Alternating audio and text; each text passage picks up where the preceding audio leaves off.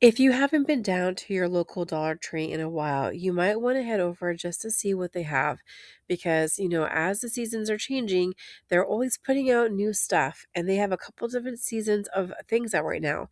As you know, there's stuff out for St. Patrick's Day and also for Easter. Hi, everyone. I'm Aubrey and this is Crybaby's Homestead. I am looking at all the gardening stuff. I'm always drawn there.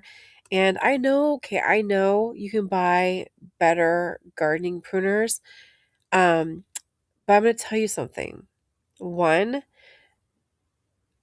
they you could spend more on something and it might be really high quality. I get that. I get that. But also, it might get left out in the rain. It might get rusty. Um, and I bought some really expensive flashlights before, like $20. I'm gonna say $20 for a flashlight's a lot of money. And then I bought a Dollar Tree flashlight. My Dollar Tree flashlights lasted longer. They did. And with the pruners, yes, I could spend a little bit more and they might last a little bit longer, but not much. The worst thing about the pruners here is that the little spring, if you're a little bit too vigorous with your pruning, the spring can come loose. I like to get the plastic plates for under my plants.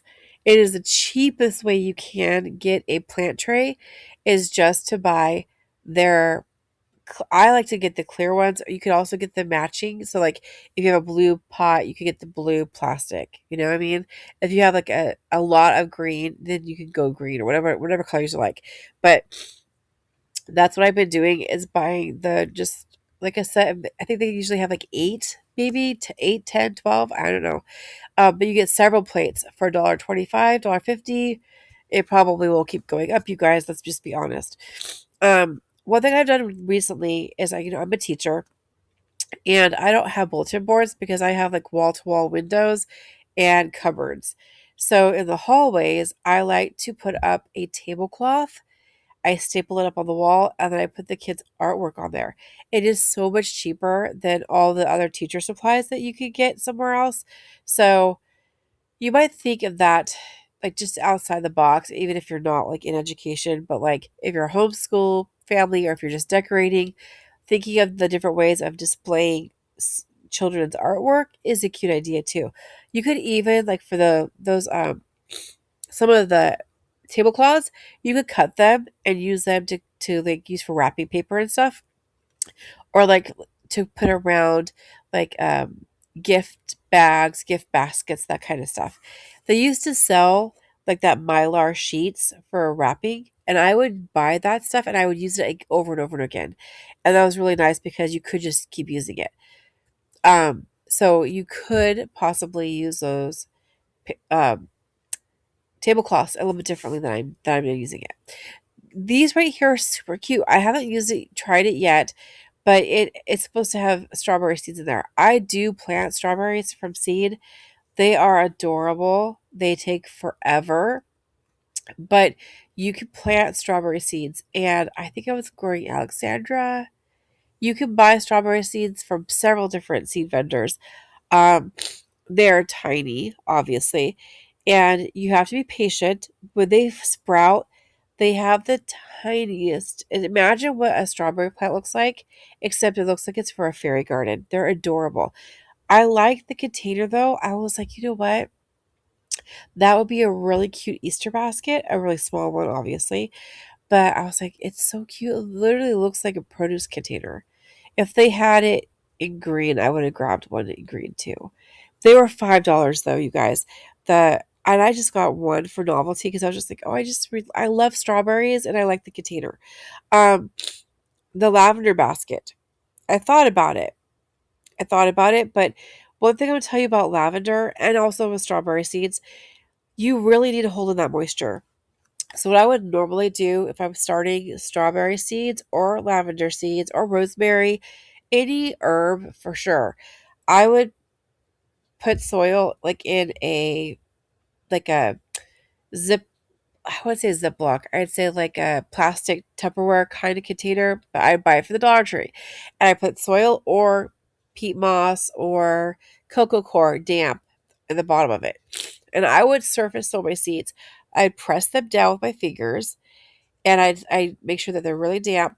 I put a lid on it, and I would put it on a heat mat. And I every day or so I'd open it up. I'd make sure it was still nice and moist in there.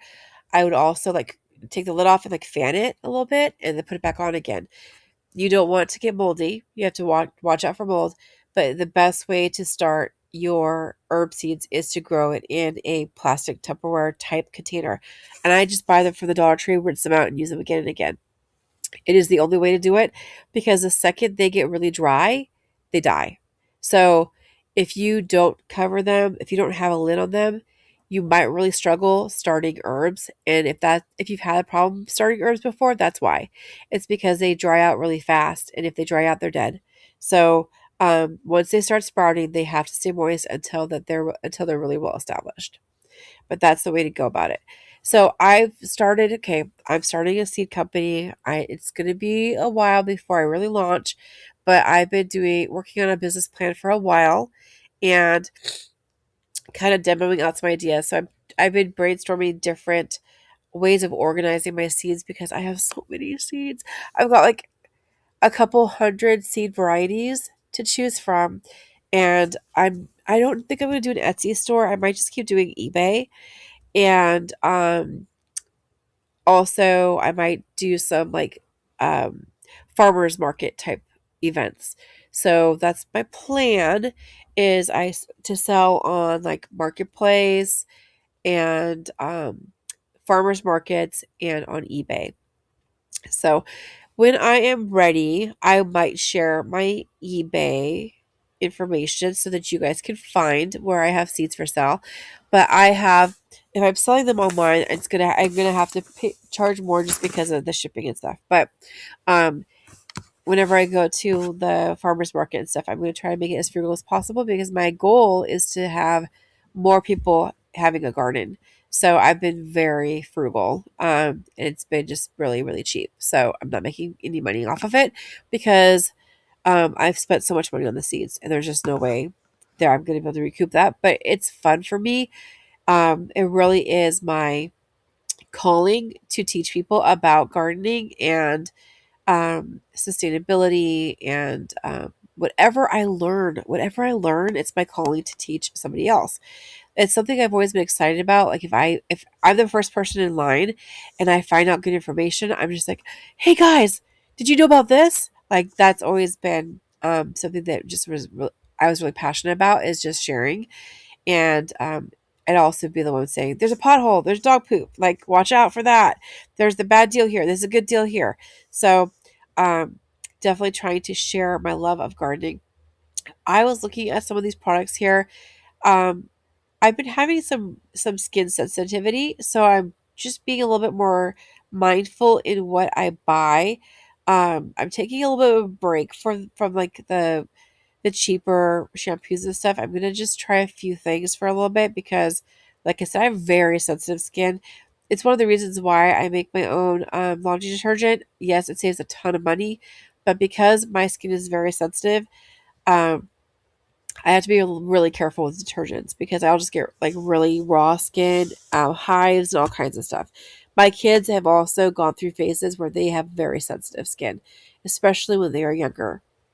Um, but you just got to be careful with what kind of chemicals. We're careful about usually about what we eat and drink, but your skin also lets stuff in through your pores.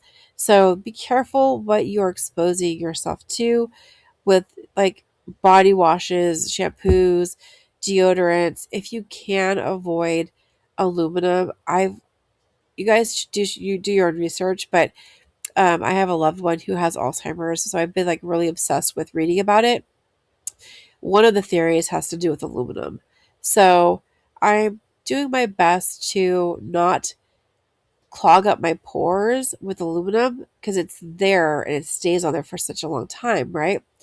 And your body really absorbs like the deodorant you put on your underarms. I know this is kind of weird to talk about, but whatever. I've never been that concerned about shampoos, but I don't know if it's like the weather change or whatever, but my skin has been very like bothered, just like feels like it's just never happy. So um I did buy a few things while I was here at the Dollar Tree for skin stuff and hygiene, but I'm taking a break from them for a little bit and I'm trying some really natural, like non-irritating stuff for a while, and then I'll come back and see if that one was the problem because it might be something else, um but you got to be careful, and some of the brands that haven't ever bothered me before feel like they're bothering me, so I don't know if that's the cause of it or if I've just developed another allergy, which is great because we're constantly developing new allergies because of all the pollution in our experiences and stuff. So, the prices here, they're still worth looking at, but it's getting more and more frustrating. It's still my place to get hair stuff, you guys. Definitely still my place to get school supplies, hair stuff, socks, and even though those are $4, you get 10 pairs, which is a better deal than they had before. It's actually a better deal. You might get one or two pairs, you're getting 10 for 4. Do the math. It's a better deal.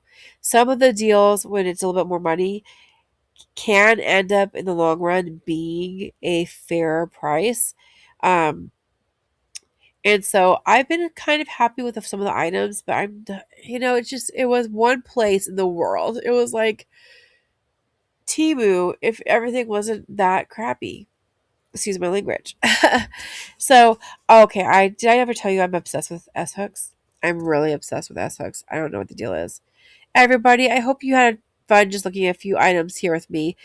Check out your next Dollar Tree store on your next haul. Pop a comment below and let me know what you liked at your Dollar Tree, and so I can keep an eye out in mine. All right, everybody, be good, be sweet, grow garden if you want to eat, and I'll see you next time.